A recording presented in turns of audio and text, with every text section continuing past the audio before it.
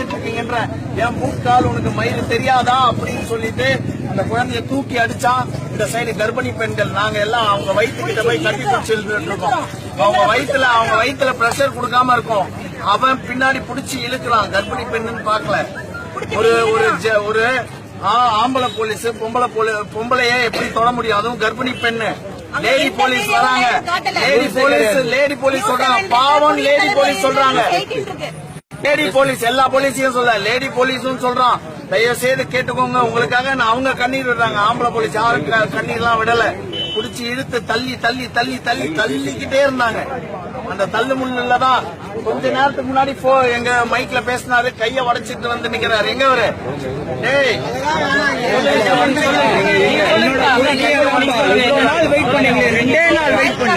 அவசர சட்டத்துல கலைய வேணாம். நிரந்தர சட்டம் போற வரைக்கும் டைம்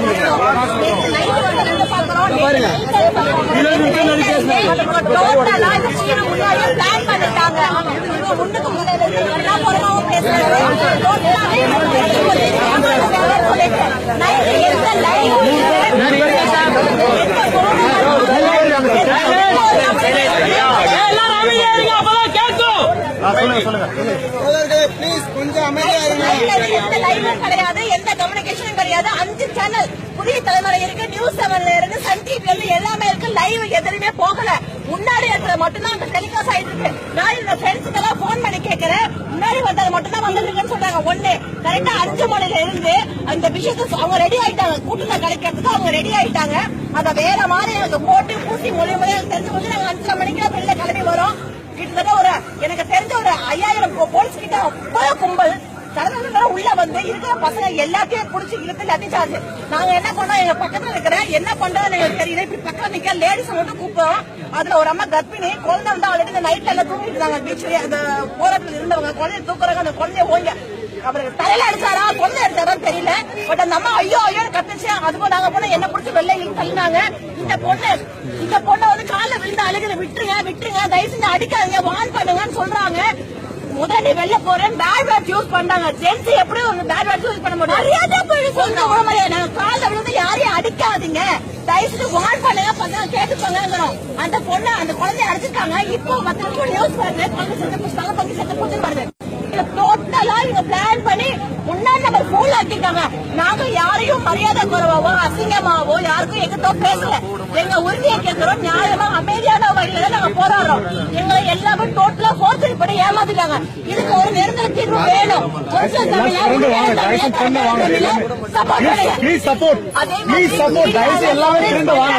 எதையுமே டெலிகாஸ்ட் பண்ண கிடையாது. நாங்க எது சொல்றோமோ அது அப்படியே வரது கிடையாது. அவங்க வந்து வேற மாதிரி அனுப்புறாங்க. நம்ம கட் பண்ணி மசாலா மிக்ஸ் பண்ணி தான் கொடுக்குறாங்க. ஆனா எதுவுமே உண்மை கிடையாது.